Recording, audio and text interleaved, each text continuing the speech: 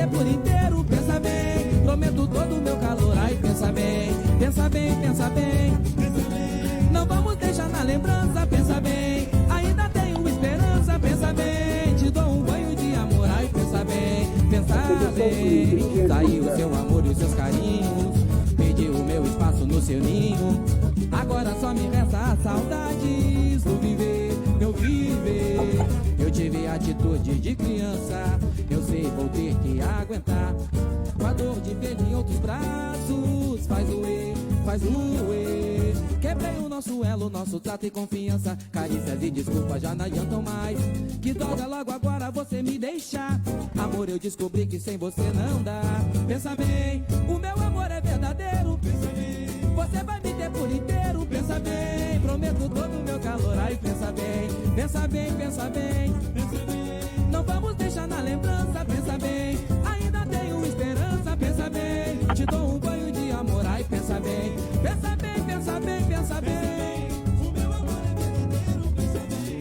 Você vai me ter por inteiro. Pensa bem, prometo todo o meu calor, ai, pensa bem. Pensa bem, pensa bem. Não vamos deixar na lembrança, pensa bem. Ainda tenho esperança, pensa bem. Te dou um banho de amor, ai, pensa bem, pensa bem.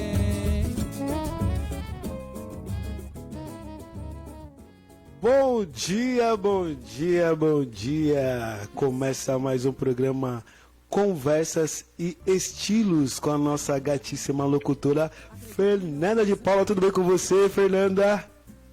Olá, bom dia, Rick. Bom dia, meu amigo. Bom dia, minha amiga. Está no ar mais uma edição à distância do nosso programa Conversas e Estilos.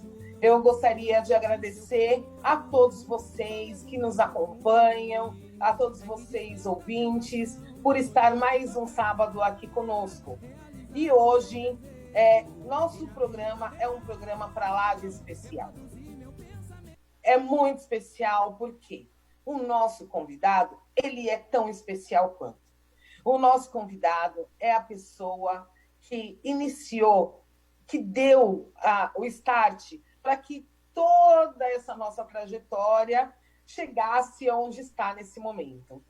E eu gostaria que vocês todos ficassem muito atentos, prestassem muita atenção, interagissem conosco, façam suas perguntas, seus comentários, seus questionamentos para ele, que é uma pessoa de grande conhecimento, e que vai nos alimentar com todas as suas informações, com todo o seu conhecimento e traz para nós todo o seu carisma nessa manhã de sábado. Eu gostaria que vocês conhecessem o nosso queridíssimo Edson França. Muito obrigada, Edson França. É um prazer enorme ter você aqui conosco. Muito obrigada. Lembrando que esse programa é uma iniciativa da UNEGRO, União de Negras e Negras pela Igualdade. O nosso convidado, Edson França, é graduado em História, é o vice-presidente nacional da UNEGRO e é um grande dirigente do PCdoB. Edson, muito obrigada pela sua presença, Edson. Bom dia, Fernanda. Bom dia aos ouvintes, aos telespectadores. Bom dia, Rick. Um abraço a todos vocês e é com muita alegria que eu estou aqui conversando com vocês. É isso aí. Edson, nos dê um monte de informações. Fale para a gente um pouco da sua história. Conta um pouco da sua trajetória. Nós estamos aqui para te ouvir. Hoje o dia é todo seu. Hoje o dia é especial. Conta pra gente como é que começou a sua trajetória de vida, sua trajetória de luta. Você que é um homem que veio que é oriundo da Zona Norte da cidade de São Paulo, né? Fala um pouco da sua história de vida. Conta um pouquinho para nós. Então, Fernanda e amigos e amigas, eu sou um filho de uma mãe que aos 23 anos foi abandonada pelo marido e com 4 filhos. Sem trabalho, sem profissão, semi-analfabeta.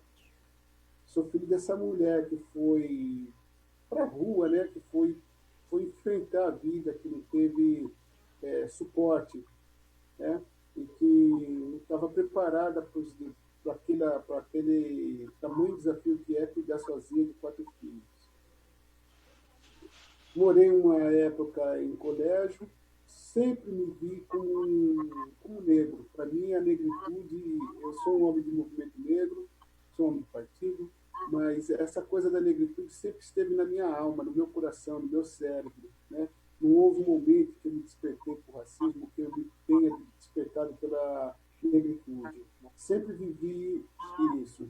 Sempre quis fazer movimento negro, né? Eu tenho como um dia um marco importante da minha indignação, 2 marcos importantes da minha indignação. O primeiro marco foi quando uma tia da escola pediu para o menino varrer um pedaço do pátio e ele varreu mal, mas deixando mais ou menos, né?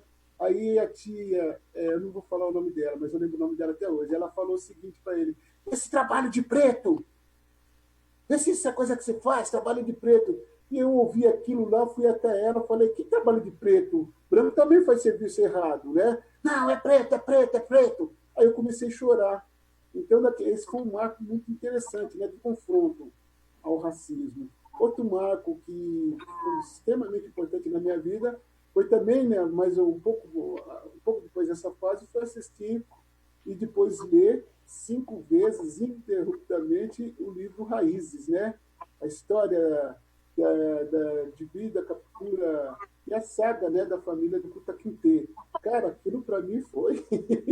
A revolta assim, explodiu em todos os poros meus. E eu fui procurar um movimento negro. Na época, eu encontrei lá o Conselho de Participação, né, da Comunidade Negra, né, que até hoje existe o Conselho criado em 1982, 83, pelo governo Montoro, presidido pelo professor Hélio Santos, Ivair Augusto, Eduardo de Oliveira, Antônio Carlos Arruda, a professora Elisa Luca, o Ivan Lima, olha, estou com a mente boa, né?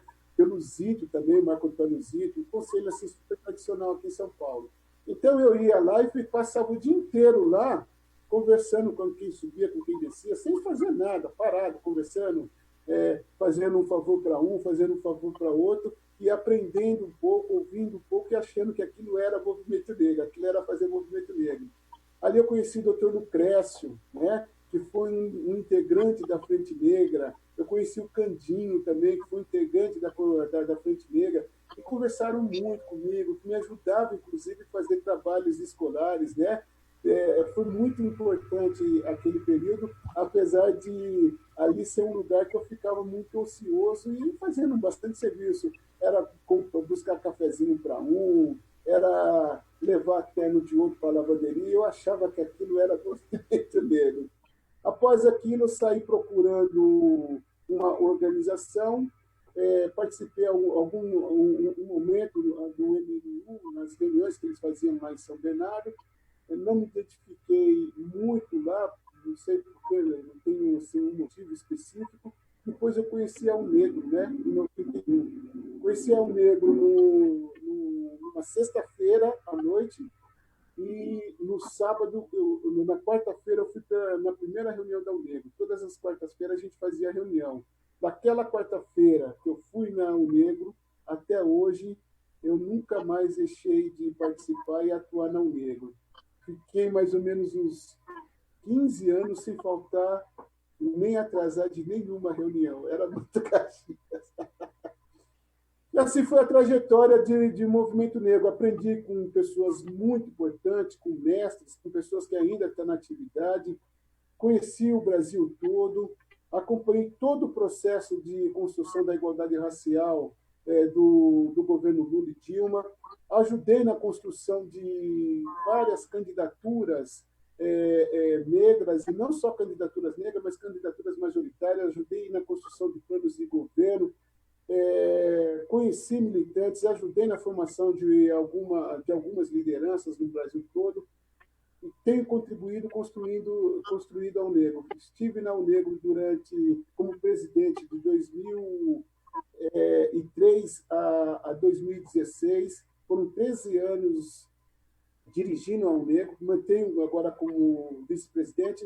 Pode-se dizer que de 1991 aos dias atuais, todos os grandes momentos do movimento negro, todas as grandes histórias, todos os grandes fazeres, todas as grandes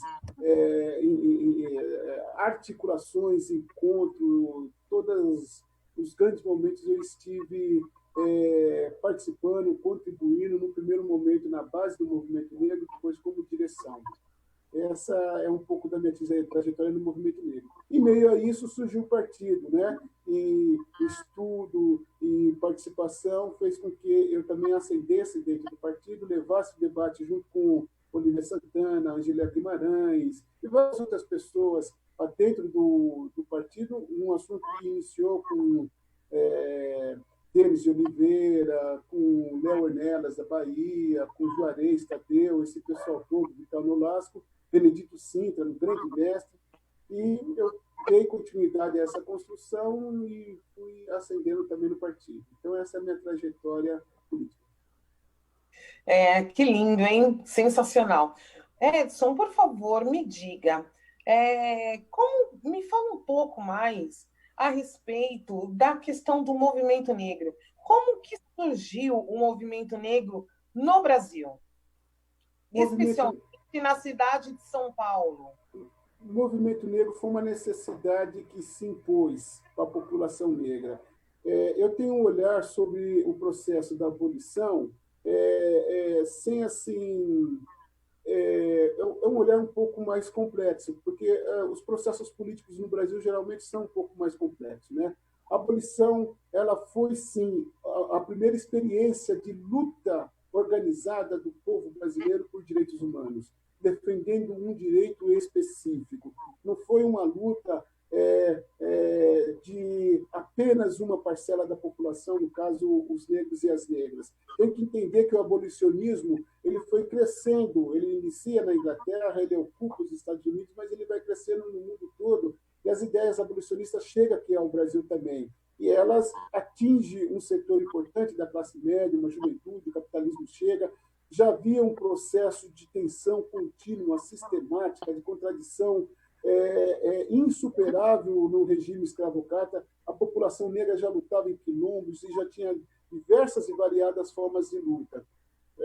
Após a abolição, houve um momento assim de extrema, mas de grande felicidade do povo brasileiro e de bastante esperança. Acreditava que junto com a abolição, junto com a República, viria o progresso. O progresso incorporaria todos os brasileiros e todas as brasileiras. E o progresso daria um lugar para cada um daqueles que queriam trabalhar, para cada um daqueles que queria ter sua família, para cada um daqueles que queria ver o Brasil grande. No entanto, a ideia das elites brasileiras era outra. A ideia das elites brasileiras era de continuar mandando, né? Então, para que ela continuasse mandando, ela arquitetou um projeto de exclusão da população negra. Fizemos a abolição, mas não incorporamos a população.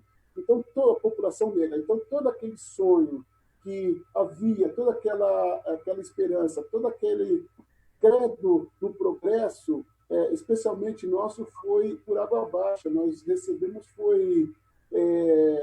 a violência do Estado, a violência policial, o desemprego, a exploração, o acirramento e a modulação do racismo a um novo momento, né? Então, vimos a miséria, né? Então, o fim daquela esperança, a exclusão, ela tem uma cara feia, a pobreza tem uma cara feia, né? A marginalidade tem uma cara feia. Então, fez com que a população negra passasse a se organizar. Num primeiro momento, de forma associativa, né? Pais, irmandades. Aí depois começamos a escrever um pouco sobre a nossa situação. Durante muito tempo, a imprensa negra jogou um papel importante na conscientização e também na luta contra o racismo. E depois tivemos a experiência da Frente Negra Brasileira, né? A primeira experiência daquilo que eu considero que é o movimento negro moderno, o primeiro ciclo do movimento moderno. A Frente Negra Brasileira foi uma entidade do movimento negro situada na Liberdade. Há de se lembrar que a Liberdade foi um bairro negro. Como fala japonês, colocaram o nome lá na estação de Liberdade Japão, né? Mas ali é liberdade por causa dos negros. Ali era um espaço próximo àquilo que foi o Pelourinho lá na Bahia, né? Um espaço de castigo, de venda de negro, e execução e daí por diante. Então, ela situada na Liberdade, foi uma organização que, na década de 30, conseguiu filiar mais de 200 mil pessoas, a maioria esmagadora de mulheres, as empregadas domésticas, Fernanda, as mulheres negras, foram as grandes construtoras do movimento negro brasileiro, né? Através da Frente Negra. A Frente Negra se nacionalizou. Imagina que hoje, para a gente nacionalizar um movimento negro, é uma dificuldade grande. Pensa você na década de 30. Hoje tem avião, hoje tem WhatsApp, hoje tem vários sistemas de comunicação. Antigamente, malemar, carta, telégrafo, né? As pessoas, por terra, construíam todo o processo de nacionalização do movimento negro. E tinha bandeira simples, Fernanda, que a bandeira assim, era contra o racismo científico. A bandeira do movimento negro era: eu sou brasileiro, eu sou gente, eu preciso trabalhar, né? Porque ele enfrentava um processo de branqueamento deliberado pelo Estado, um processo de superembranquecimento, né? E um processo de construção da menor-valia da sua imagem, da sua cultura, da sua ancestralidade. Então, conseguimos colocar negro, eu falo conseguimos que nós somos herdeiros dessa luta da Frente Negra Brasileira, né? Conseguimos colocar negros e negras na Guarda Municipal, colocar negros e negras no serviço público, que era proibido, conseguimos levar uma pauta de reivindicação ao Getúlio Vargas, conseguimos ter a primeira candidatura negra do Veiga Filho, né? É importante a gente ter uma mania de falar muito de experiência fora do Brasil, especialmente nos Estados Unidos, e esquecer do acúmulo brasileiro, você entendeu? Arlindo Veiga Filho foi o presidente da Frente Negra e foi quem disputou a eleição como deputado constituinte pela Frente Negra Brasileira.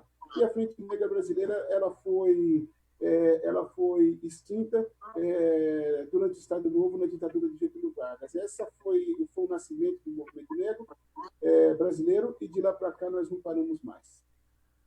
Olha, que história linda, né? E Ao Negro? Como que nasceu Ao Negro? Então, você percebe que essas coisas que nascem, vivem e ficam, elas são imposições do momento político e histórico, né? Ao Negro também é uma imposição, né? Ao Negro, não só o Negro, mas outras entidades importantes que hoje estão aí na luta. Vou citar uma que eu tenho um enorme respeito, não só ela, mas essa dentre outras, tem um enorme respeito. O Gueledés também surge em 1988, Ao Negro, em 1988, e outras, né? 1988, Fernanda, foi o ano do centenário da abolição, né? Foi um ano que o Brasil parou para discutir o resultado dessa abolição, né? O que fizemos nesses 100 anos, né? Da dita abolição, da dita liberdade para os negros. Que regime é esse que nós construímos no Brasil? Então, o ano de 88 foi um ano muito rico, né, para essa construção. E também foi um ano da Constituinte, foi um ano que nós rompemos definitivamente com a ditadura militar, definitivamente com a ditadura. Já tínhamos eleito, através do colégio eleitoral, um novo presidente, mas a Constituição foi a carta, né, final do processo da ditadura militar. Então, nesse ano do centenário da abolição, em meio aos debates contra o racismo e em perspectiva do que fazer, Ao Negro surge. Surge na Bahia contra o fenômeno que tem acompanhado a existência do negro aqui no Brasil durante todos esses séculos, desde quando o primeiro negro pôs o pé aqui, né? Que é o fenômeno da violência. Né? A violência sempre foi um mal que se abateu, sempre foi uma tragédia que acompanhou a existência negra, os corpos negros brasileiros. Né? Sempre fomos vítimas da violência. Então, a violência policial, os grupos de extermínios, era crescente, não só em São Paulo, no Brasil todo, na Bahia em especial. Né? E também uma luta contra aquilo que também sempre nos acompanhou, a pobreza, a fome, a miséria. Né? Então, é uma luta contra o desemprego, uma luta contra o sistema neoliberal que excluía a população negra e uma luta contra a violência policial. Então, o negro surge para juntar as duas dimensões da luta, né? Não olhar só o critério raça, mas também não olhar só o critério classe. Juntar a luta de raça, a luta de classe e fazer o enfrentamento daquilo que nós consideramos, junto com a opressão de gênero, as principais opressões que abatem sobre o povo negro do Brasil. Então, o negro surge em 1988 na Bahia. De lá para cá também, com muito orgulho que eu digo, não tem uma luta popular, né, nacional, uma luta do movimento negro que o negro não está presente. O negro está em todos os estados brasileiros, em vários municípios brasileiros, tem uma cartela grande de filiados, de admiradores, de pessoas que se formou na Negro. O negro é um patrimônio da luta política do povo negro aqui no Brasil. Então, eu tenho muita alegria de falar sobre o negro, viu, Fernanda? Muita alegria mesmo. O negro, e quero te parabenizar pela condição da Negro aqui em São Paulo. O Negro é uma organização, Fernanda, que, contraditoriamente, a gente luta para que a gente não precisa mais existir, né? Para que não precisa mais existir um movimento negro na sua expressão política, para que o racismo seja superado. Mas, enquanto não superar o racismo, vai precisar do movimento negro e vai precisar de entidades como o negro. Então, o negro é uma ferramenta fundamental para a luta do povo negro brasileiro. Eu sou suspeita em falar qualquer coisa a respeito dessa entidade, essa entidade que me recebeu, que me acolheu há aproximadamente de 11 a 13 anos, não me recordo muito bem, mas que só me trouxe alegrias, te confesso a dizer. Durante toda a história da Negro é linda, é incrível, né? Eu queria que você falasse um pouco mais para nós. Durante os 13 anos que você esteve à frente da entidade, enquanto presidente nacional, durante esse processo, tivemos muitas lutas, muitas batalhas, né, na qual a Negro esteve à frente. Hoje, a Negro é uma das maiores entidades do movimento social, uma das maiores entidades do movimento negro, extremamente respeitada e conceituada dentro deste segmento nacional, dentro do cenário político como um todo. E durante toda a sua existência, conforme você mesmo colocou, tem havido uma série de lutas, né, em favor e para o desenvolvimento da política para a população negra. Eu gostaria que você elencasse algumas dessas vitórias que a Negro protagonizou, ou seja, nós temos aí Estatuto de Igualdade Racial, nós temos Lei 10.639, entre outras, né?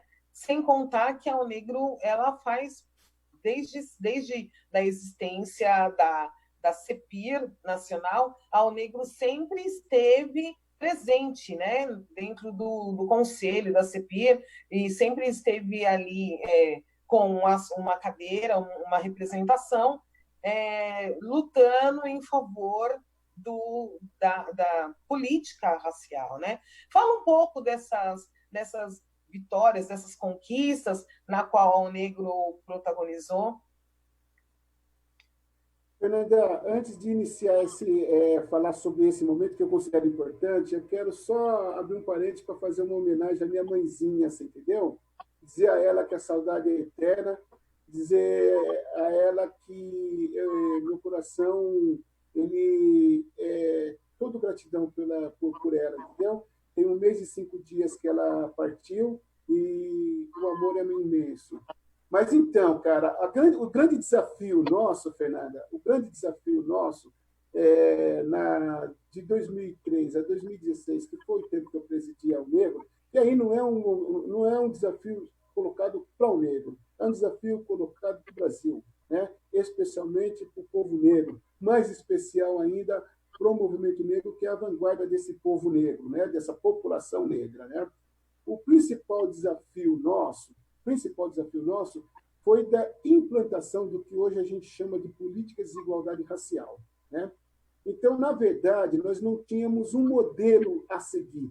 Tudo foi criado, tudo foi pensado, tudo foi feito, né? E assim, com inúmeras dificuldades. A primeira dificuldade era da elaboração, né? A segunda dificuldade é que a gente não tinha aonde observar, que experiência buscar, aquele processo de tentativa e erro, a gente não teve da onde pegar, né? Então, tudo foi feito por nós, né? Claro que as reivindicações são antigas. Por exemplo, quando se fala em Lei 10.139, que é a lei que obriga o ensino da cultura e história africana nas escolas, quando fala nisso, cara, enquanto reivindicação, isso remete na época da Frente Negra, Fernanda, né? O Clarim da Alvorada, que era o jornal da Frente Negra, já defendia a revisão curricular, já questionava que nas escolas não se falava do negro de forma correta, só se falava que o negro era escravo, que o negro apanhou, que o negro era escravo, que o negro apanhou, e não mostrava a contribuição do negro para o desenvolvimento e crescimento do Brasil. Não mostrava que o negro inventou muita coisa, trouxe tecnologia, trouxe saberes, constituiu a nacionalidade, né? Não, o negro apanhou, o negro apanhou, o negro apanhou, o negro é escravo, o negro é escravo, o negro é escravo. Então, era isso que a gente via no livro. Quando não aparecia nada. Eu, por exemplo, estudei na cartilha Caminho Suave, porque eu nunca vi na cartilha Caminho Suave uma imagem de negro. A gente só via imagem de negro na minha época de infância com a vovó Anastácia e o Saci Pererê, né? 2 personagens estereotipados do Monteiro Lobato. Então, a reivindicação é grande, mas como tratar da reivindicação que nós fomos elaborando, constituindo ideias e políticas para que isso acontecesse. Em meio a isso, enfrentando uma grande resistência. A primeira resistência é que eu quero dizer para você que a elite brasileira é racista. A elite brasileira é racista. A elite brasileira é racista, né? Um setor expressivo da classe média brasileira é racista. É racista. Um setor expressivo da classe média brasileira e dos brancos brasileiros que não são racistas, eles não se envolvem com a luta racial. Eles não se envolvem com a luta racial. Eles, quando muito, são solidários, né? Mas fica só na solidariedade, nenhum movimento. Tá entendendo? E vou mais longe. A vanguarda mais progressista dos brancos brasileiros, eles consideram que a luta racial ela é um problema, porque ela divide a classe. Então, é com isso que a gente trabalha. Então, em meio a esse caldo ideológico e político contrário ao avanço das lutas e das políticas de igualdade racial, que nós construímos tudo, né? Mas ainda um senso comum, né? Que acredita na democracia, no mito da democracia racial, que tem aquela ideia de que não existe o racismo no Brasil. Então, foi embaixo de muita dificuldade que nós criamos o Estatuto da Igualdade Racial. Foram 10 anos pautado, Fernanda. 10 anos ali no Congresso. 10 anos de debate. O tempo todo em pauta. Não é que foi uma lei que propuseram e ficou lá parada, que ninguém falou nada, que esqueceram, aí depois de 10 anos desengavetaram. Não, nós não permitimos o engavetamento do Estatuto da Igualdade Racial. Desde o primeiro momento que Paulo Paim propôs o Estatuto da Igualdade Racial em 2003, lá na Câmara dos Deputados, depois ele virou senador, desde o primeiro momento até a sua aprovação final, nós não deixamos um momento sem engavetado. Debate atrás de debate, todas as marchas, todas as reivindicações do movimento negro apontavam para o Estatuto da Igualdade Racial. O que é o Estatuto da Igualdade Racial virou hoje? São autorizações para que o poder público tenha medida específica para corrigir desigualdades históricas. É simplesmente isso. Ele não gera obrigação, ele autoriza, por exemplo, autoriza que você pega recursos do Tesouro e aplica em políticas públicas para a população negra. Simples. Autoriza que você coloca cotas para ingresso de pessoas no serviço público. Autoriza que você olhe a capoeira como uma expressão da cultura nacional e várias outras coisas importantes, né? Pega o dinheiro do FAT para propor medidas que contribuem com o empreendedorismo negro, mas também que contribuem com a formação, com a capacitação da população negra para que ela tenha um mínimo de competitividade no mercado. Ou seja, dá condição de igualdade. É isso, não está pedindo nada além disso, está pedindo aquilo que todos os cidadãos brasileiros têm. Então, foi uma luta muito difícil. Outra luta difícil nossa foi a gente estruturar um organismo de Estado que não só reconhece o racismo, como também elabora políticas públicas para a superação do racismo, que foi a CEPI.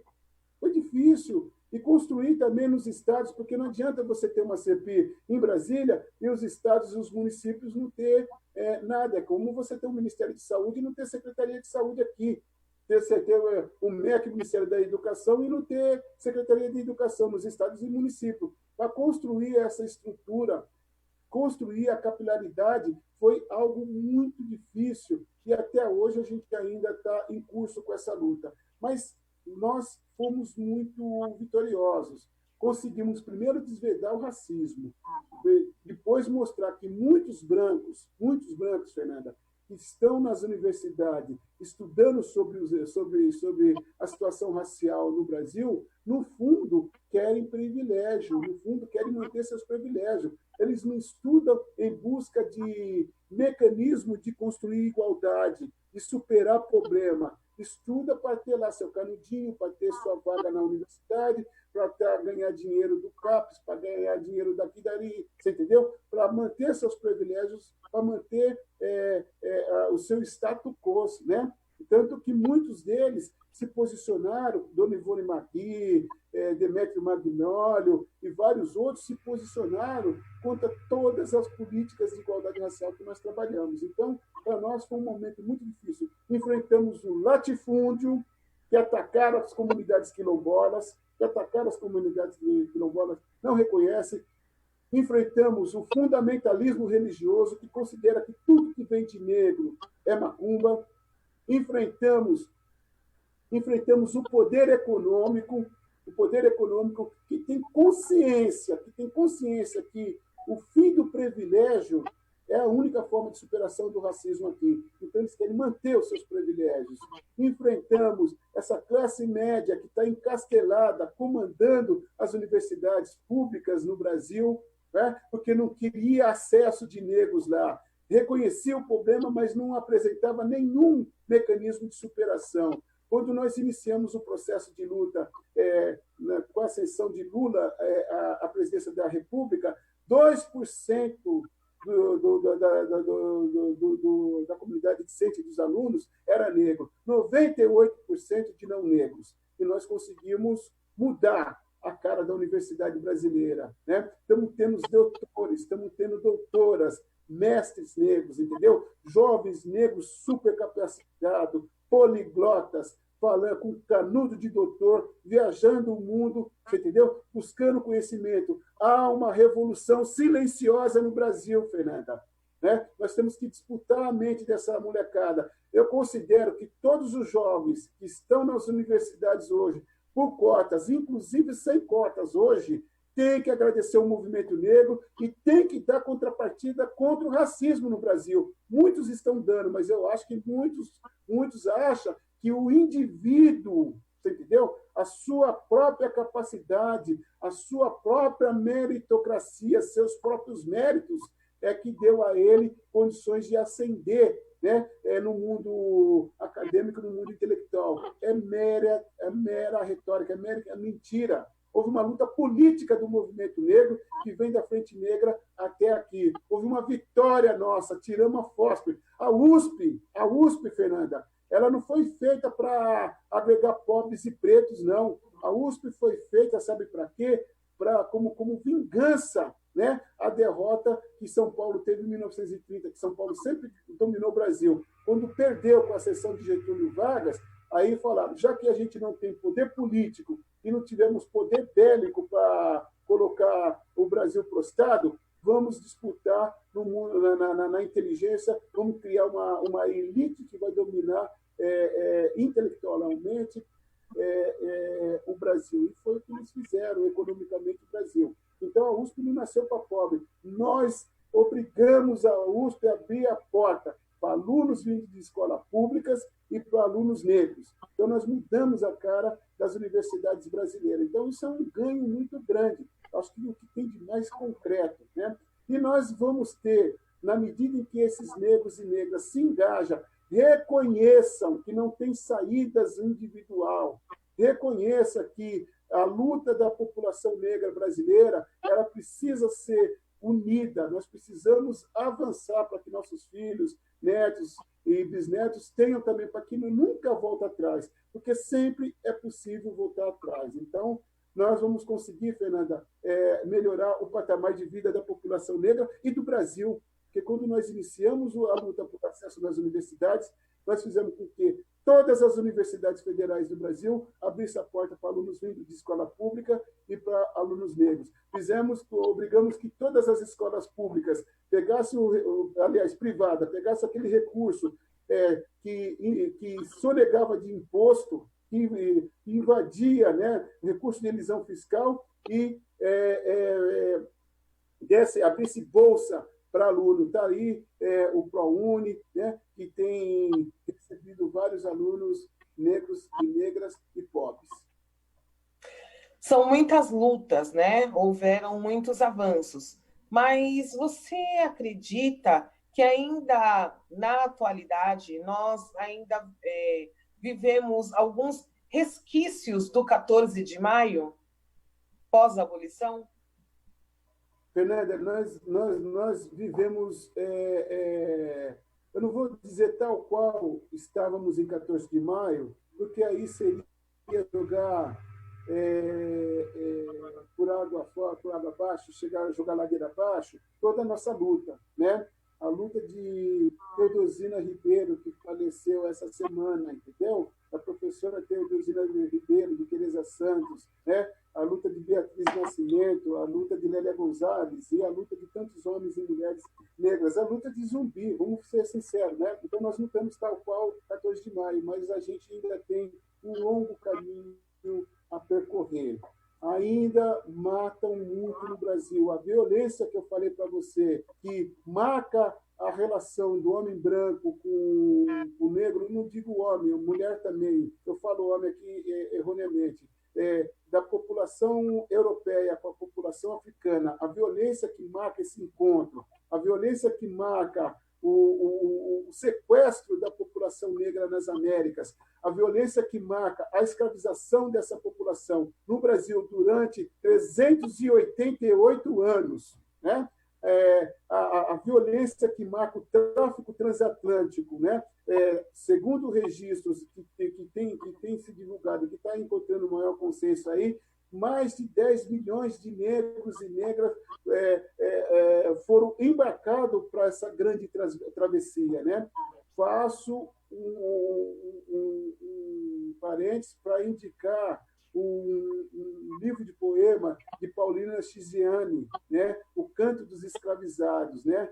para vocês verem a dimensão psicológica, emocional do que foi o tráfico transatlântico e que foi a travessia nessas longas estradas sem volta feita no oceano, como diz Paulina Sigiani. Mas o que eu quero dizer, Fernanda, é que ainda temos muito que fazer. A violência ainda continua marcando a existência e esse encontro da população negra com a população europeia. O povo negro, a população negra brasileira é vítima sistemática da violência civil e da violência do Estado. A violência civil sobre a omissão do Estado, né? Não só o Estado de farda na mão mata, não só o Estado encarcera e mata, né? Não só o Estado nega atendimento e mata, como o Estado se omite, né, diante da violência civil. Então, é uma forma indireta de matar. É como se essa violência civil fosse uma espécie de capanga, né, do Estado para matar. Né? Continuamos ainda, Fernanda, na base da pirâmide. Somos os maiores e as maiores vítimas do desemprego, da fome, da miséria. Continuamos ainda morando mal. As comunidades, a turma não quer falar favela, mas vamos ser sinceros, né? As favelas ainda estão superlotadas de corpos negros, entendeu? O SUS ainda deixa corpos negros morrerem na porta dos hospitais, entendeu? Nós ainda somos vítima do analfabetismo, Fernanda, em pleno século XXI, analfabetismo, né? No mundo tecnológico, o ser humano conseguiu ter um largo conhecimento de como domina esse problema do analfabetismo, mas ainda o analfabetismo existe no Brasil, e são nós negros vítimas, né? Somos ainda, as mulheres negras continuam na base da pirâmide. Há anos que nós falamos da desigualdade salarial, da desigualdade econômica e de tudo isso. O racismo, Fernanda, ainda existe. Aquele racismo mais cotidiano, mais tacanho, você entendeu? Meu cabelo ainda são considerados ruim. Meu nariz ainda é chamado nariz de taboca, você entendeu? Ou seja, não há ainda respeito à diferença. As nossas religiões, elas ainda são criminalizadas, né? No Rio de Janeiro, não só no Rio de Janeiro, mas no Rio de Janeiro é um exemplo clássico da intolerância religiosa, o que ela pode gerar. Estão acabando, estão destruindo, estão ameaçando a vida e matando pessoas porque professam uma fé religiosa de matriz africana. Então, nós ainda precisamos de lutar muito, muito, muito, muito, muito, muito, muito. Nós só vamos conseguir superar o racismo aqui no Brasil quando a gente vencer todos esses males. Eu falo, Fernanda, com muita tranquilidade, sou pobre porque sou negro. Herdei a pobreza, você entendeu? Da minha mãe, da minha avó, da minha bisavó, da minha tataravó. Herdei a marginalidade, herdei a exploração. A exploração. Nunca houve oportunidade para ninguém antes de mim. Sou a primeira pessoa da minha geração, da minha família, da minha geração atrás de mim, só depois de mim, só meus sobrinhos, né? E agora irmãos, né? Conseguiram se formar. Você entendeu? Fui o primeiro na família a me formar numa universidade. Aí mostra o tamanho gigantesco, grande, da desigualdade no Brasil. Estamos igual dia 14, mais ou menos, quase igual, né? Mas lutamos bastante, superamos bastante coisa. As bandeiras de luta do movimento negro, elas são muitas, muito bem citadas por você. Moradia, saúde, educação, trabalho, entre outras. Mulheres, né? Mas ainda que haja muita luta, ainda que haja um avanço bastante expressivo e significativo sobre as causas, né, dos menos favorecidos, que somos todos nós, a gente ainda identifica que os casos de racismo, eles têm aumentado a cada dia no Brasil, né? Nós tivemos algumas conquistas no sentido legal da coisa. Então, eu digo de que nós temos leis que nos protegem, nós temos uma delegacia que é direcionada às questões raciais. No entanto, toda vez que os casos eles são encaminhados para as questões legais, eles perdem as características e acabam se tornando injúria. Ao invés de ser considerado racismo, é considerado como injúria. Eu gostaria de saber o seu ponto de vista. A que você atribui esse aumento tão expressivo sobre a questão do racismo nos dias de hoje? Fernanda, na verdade, eu considero que a minha compreensão, né, é que, não sei, eu não diria de maneira muito peremptória que aumentou o racismo. Eu acho que nosso trabalho elevou a consciência da população negra e da população brasileira quanto ao racismo, né? Essa invasão de negros e negras nas universidades, essa capacidade nossa de dialogar mais a partir das redes sociais e do debate contínuo, sistemático do movimento negro, não só do movimento negro, as denúncias que nós fazemos o tempo todo, a problematização sobre o racismo nos espaços públicos. A gente vê aí o Big Brother tem sido um exemplo, né, de como isso está se dando.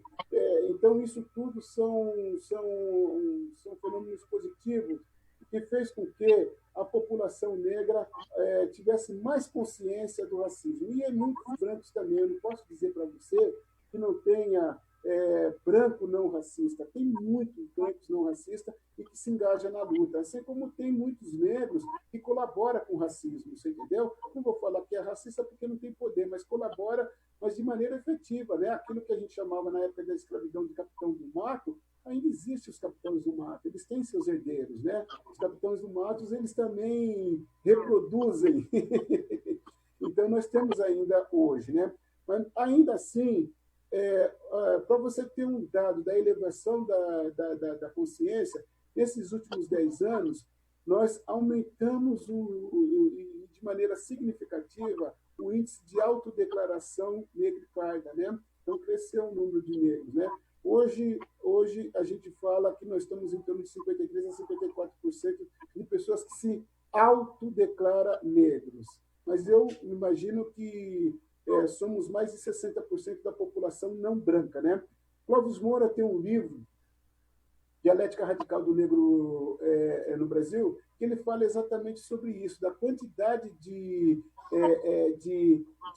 nomenclaturas de autoidentificação, né, que apareceu no censo de 1980, né? Você, o que você é? Eu sou sarará, eu sou bege, eu sou... Cada um fala uma cor de burro, cor de cor, mas assim, eu sou preto, sou negro, né? Isso pouco aparecia. Então, a turma tendia cada vez mais, ainda tende a escapar da sua característica identitária, da sua característica racial, né? Então, nós elevamos bastante o nível de consciência.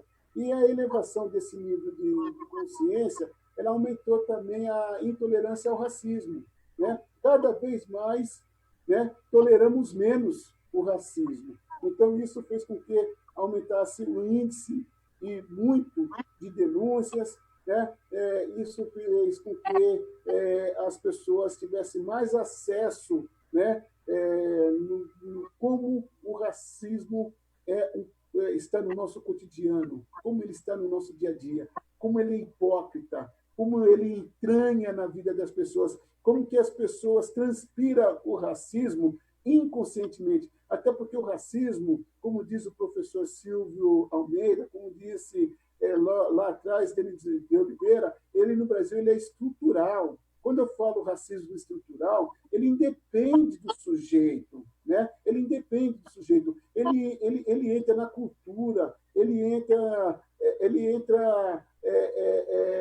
no mercado de trabalho, ele entra na arte, ele entra no direito, ele entra em várias regras que se coloca, ele entra no namoro, ele entra nas famílias negras, nas famílias brancas, ele entra na concepção, na visão de mundo, na idiosincrasia nacional. Esse é o racismo. Transpiramos racismo e transpiramos os mecanismos de manutenção do racismo. Normalizamos a violência. Matar pode. Matar pode. O que você fez? Se um jovem negro ameaçar que vai puxar uma carteira, pode dar um tiro nele que está justificado. A lei não aceita, mas a consciência nacional, a consciência do racismo permite a normalização. Aceitamos ver uma criança dormindo, jogada nas ruas, uma família completa passando fome. Aliás, nos incomoda, nos indigna. Atravessamos a rua, ou passamos por cima, ou jogamos fogo, ou jogamos água, ou batemos, como aqueles bolsonaristas fez lá com aquele cidadão de rua. Ou seja, então, o racismo no Brasil ele é uma presença sistemática, você entendeu? E a gente tem, a partir da nossa elevação de consciência, mostrado isso para a sociedade brasileira e lutado contra. Mas eu queria fazer também mais um parênteses só para explicar uma coisa para as pessoas, né? O racismo é diferente do preconceito e é diferente da discriminação, né? Então, muitas vezes, a gente confunde essas duas coisas, né? Então, quando o cara chega para mim e fala, ô, seu negro sujo, preto, você tem que voltar para a África. Ele está tendo uma atitude discriminatória? Não. Ele está tendo uma atitude preconceituosa comigo. Você entendeu? Ele está tendo uma atitude preconceituosa comigo. Essa atitude preconceituosa que ele tem comigo, ela necessariamente não me tira um direito, não me tira um emprego, não me alija de algo material ou de qualquer direito substantivo. Você entendeu? Para caracterizar como racismo, eu tenho que alijar você de algo. Então, por exemplo, se você for fazer uma entrevista comigo e eu falar, olha, você não vai ser contratada porque você é negra, eu estou te tirando o direito. Isso é uma atitude de racismo. Deu para entender? Então, às vezes, a tipografia criminal, a gente tem problema de trabalhar. Então, o xingo, ele, de fato, ele é injúria racial, né? Agora, tirar de você um direito, tirar de você um bem, tirar de você alguma coisa por critérios racial, aí é racismo. Discriminação racial é te separar, te segregar, né? Por causa da cor da sua pele. Então, é importante a gente ver essas nuances para que a gente saiba não só enquadrar, mas também mostrar o quanto que o direito é racista. Como ele sabe que o cara não vai dizer para você, você não vai ser empregada porque você é negra, então ele deixa essa lei passar, né? Mas aquilo que ele chama de injúria racial, eles não colocam como imprescritível, inafiançável. Então você pode xingar preto, você pode discriminar preto, você pode fazer a porra, né? Desde que você não fala... É uma situação muito difícil, muito hipócrita. Mas é isso, Fernanda. Eu considero que nós estamos no caminho certo na denúncia do racismo. Aqui eu quero saber, estou muito curiosa para saber de você, aqui no Brasil, como que você vê a postura dos negros frente a todas essas questões que há pouco foram colocadas? Os negros brasileiros estão mais para Martin Luther King ou para Malcolm X? Eu não faria, eu volto a dizer, né, eu não faria essa comparação, por dois motivos, né? Malcolm X e Martin Luther King aqui no Brasil não se criariam, não teria espaço. Pela composição do racismo no Brasil, pela cultura do racismo aqui no Brasil, você entendeu? Mas se a gente trabalhar com a ideia de que o Luther King é a pessoa que dialoga e busca mais resultado, e Malcolm X é a pessoa do confronto e da denúncia, eu diria que o negro brasileiro está mais para Martin Luther King, entendeu? Eu diria isso. Mas eu não considero que essa seria uma comparação adequada, né? Eu considero que o negro brasileiro, ele ainda não conseguiu, estou falando de um modo geral, tá bom? Ele ainda não conseguiu transformar em luta a sua indignação.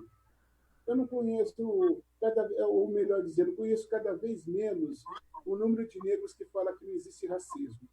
Cada vez, houve uma época que era muitos, agora cada vez menos, né? E eu sinto que as pessoas têm uma opinião sobre o tema e cada vez mais eles conseguem se ver como vítima desse fenômeno político. Racismo é política. Você entendeu? Racismo é política. Racismo é uma ação deliberada, pensada, arquitetada. Entendeu? Então, quanto mais as pessoas se vê, mais as pessoas têm se percebido vítima do racismo, entendeu? Mas ainda não conseguimos transformar isso numa luta política. No dia que nós fizermos isso, você pode ter certeza que o Brasil muda. Nós, da Negro, acreditamos que a luta institucional, a busca de espaço de representação, né? Esse espaço que o Babu está é um espaço de representação, Fernanda. Um espaço de representação. Né? Eu não gosto de Big Board. Eu não gosto de Big Board. Eu não gosto de Big Board. E daí? Né? Uma parcela importante da massa brasileira gosta. Eu estava falando para você um dia desse, Fernanda, Big Board, mas uma parcela da população gosta. Eu não gosto de novela. Eu não gosto de novela. Mas novela entra na casa das pessoas de norte a sul do Brasil. E olha que esse país é grande, é um país de 214 milhões de pessoas. Né? Então, são espaços públicos, né, que o negro precisa ascender. Né? Então, ter uma Maju apresentando no Jornal Nacional é importante, não é suficiente, mas é importante, porque essa representação ajuda, ela alinha, ela adequa o olhar do negro brasileiro. O que a gente precisa é buscar outros espaços também de representação, né? Além desse espaço público, o espaço da política, Fernanda. O espaço da política. Nós precisamos ter senadores e senadoras negras. Nós precisamos ter deputados e deputadas negras. É inadmissível você ter uma Câmara de Vereadores aqui em São Paulo e não ter uma mulher negra, Fernanda. É inadmissível. Por que São Paulo não elege mulheres negras? Isso responde. Por que nós passamos 188 anos de história da Assembleia Legislativa de São Paulo com apenas 2 mulheres negras, agora que chegou mais 2? Por que nós vivemos com essa dolorosa realidade? A mulher negra que tanto trabalha, a mulher negra que cuida da família, a mulher negra que é o sustentáculo, né, dessa nação, que cuida, sempre cuidou do filho dos brancos, sempre trabalhou, você entendeu? Que chora a perda dos seus filhos, entendeu? Que vota, que cumpre, que paga imposto. Por que estuda, que se capacita? Por que São Paulo não olha a mulher negra como uma expressão, como um corpo digno da sua confiança? Você entendeu? Então, nós não podemos aceitar isso. Precisamos ocupar cada vez mais, cada dia mais, os espaços públicos de mando. De poder, isso. Entendeu? Concordo, nós temos que ter a caneta na mão. Você entendeu? Eu clamo aos seus ouvintes, Fernanda, eu sei que você é bastante assistida. Eu clamo à rádio aqui, Rick. Negros e negras, olhem para negros e negras também. Essa história de que eu não voto em preto, isso tem que extinguir da nossa cabeça. Com certeza. Tem que extinguir da nossa cabeça. Isso não é um problema paulista, isso é um problema nacional.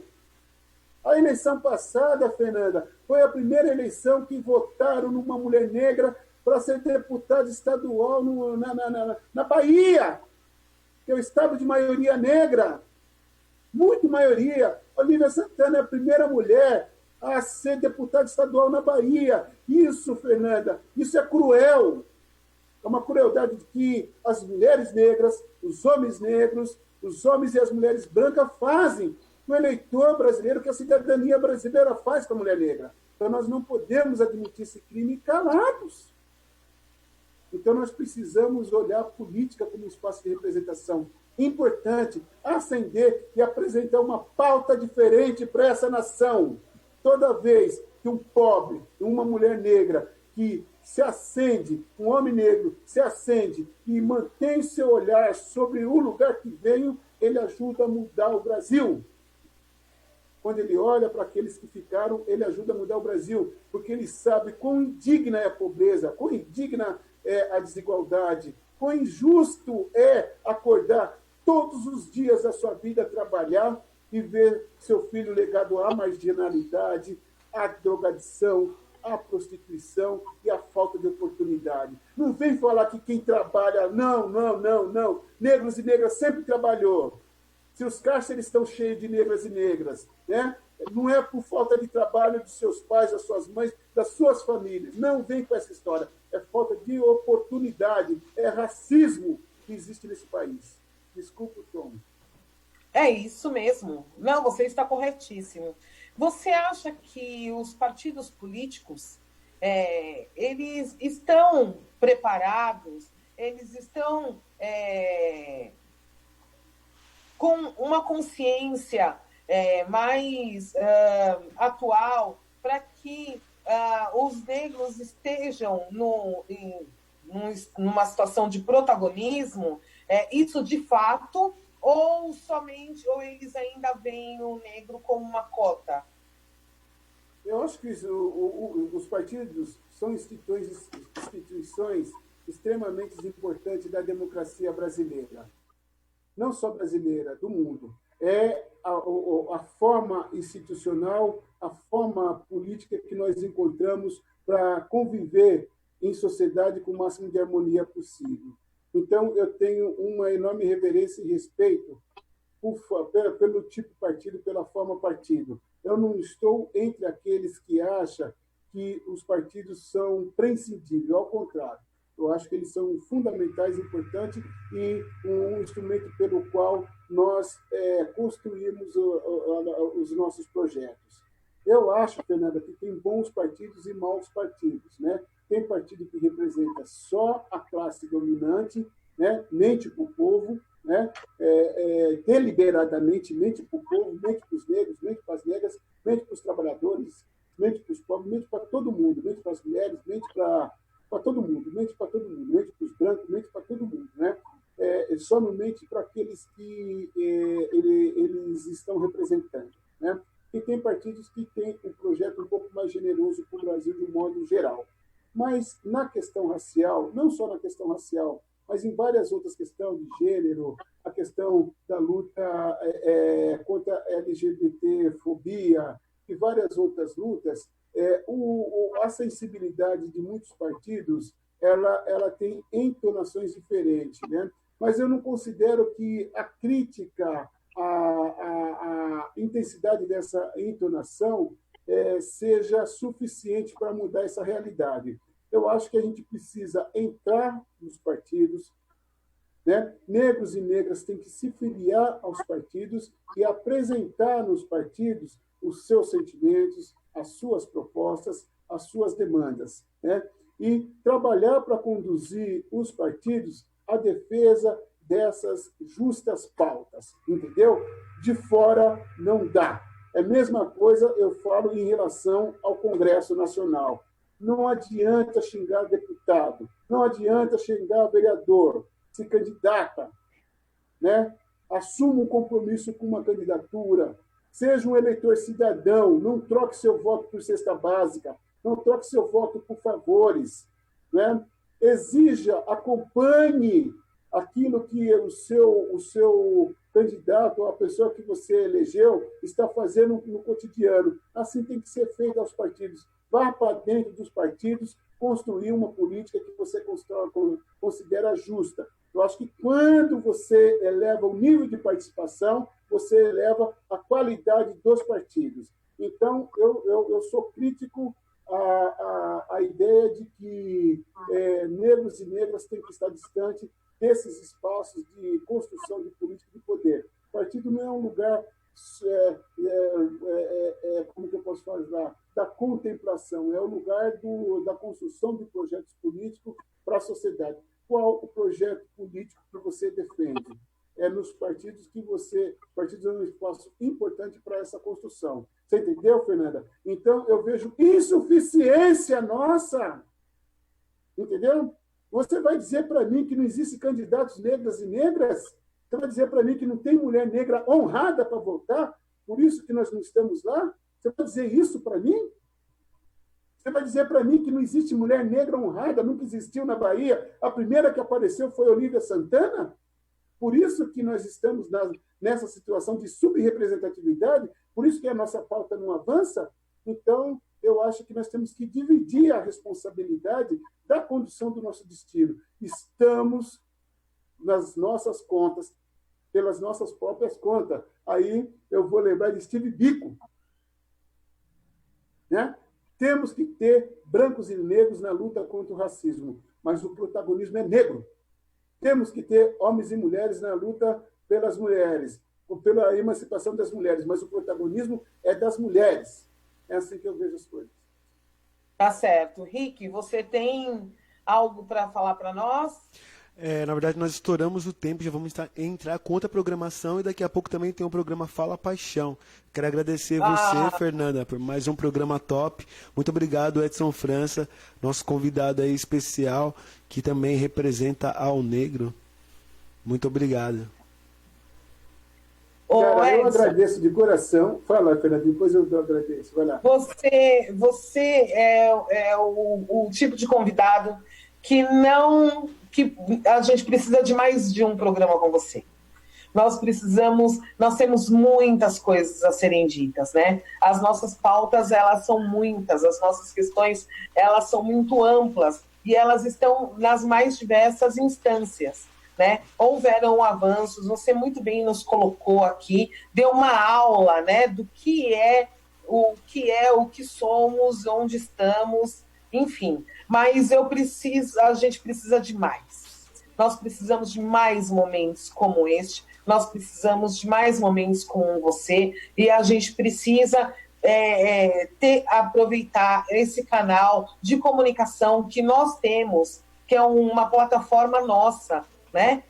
Que é uma plataforma preta, onde a gente tem a oportunidade de falar e dialogar com milhares dos nossos, né, pessoas tão queridas que acompanham, que estão sempre conosco, acompanham, são ouvintes fiéis que estão aí conosco. A gente tem uma abrangência nacional bastante interessante.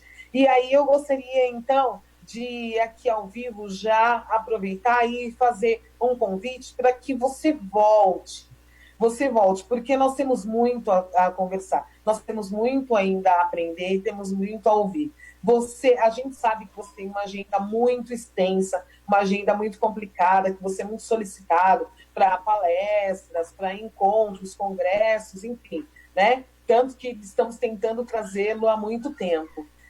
Mas ainda assim, abra uma janelinha aí de oportunidade e venha dialogar conosco mais uma vez. Eu quero agradecer muitíssimo pela oportunidade de estar com você aqui neste momento, por você ter falado da nossa história, da nossa origem, ter dado reforço, ter dado uma aula para a gente aqui ao vivo, tá? E pedir para que você venha mais vezes. Fernanda, eu quero agradecer muitíssimo a você pelo convite. De fato, você tem me convidado há algum tempo. Quero desejar muito sucesso para você. Pedir para você não desistir de fazer o que você está fazendo. Esse trabalho, o que você está fazendo, Fernanda, é uma prestação de serviço para a comunidade negra brasileira, para o Brasil. Não é só para a comunidade negra. Com certeza. Quero agradecer os ouvintes, agradecer muito o Rick, dizer, Henrique, que eu sou seu fã, parabéns pelo programa, parabéns pelo canal, pela rádio, e deixar um grande abraço no Paixão. Paixão, você é o cara, nossa paixão. Com certeza. Um beijo aos ouvintes, um beijo à Fernanda, um beijo a todos que lutam, a todas e a todas que querem construir um Brasil melhor. É isso aí. E a você, meu querido ouvinte, você, nossos seguidores, muito obrigado por estar mais um sábado aqui conosco, por acompanhar o nosso programa, por estar sempre presente do nosso lado. tá? Então é isso. Sábado que vem tem mais. Programa Conversas e Estilos estará sempre com você. Sábado, às 11 horas da manhã, aqui na Rádio Boa Música FM. Muito obrigada. Tchau, tchau.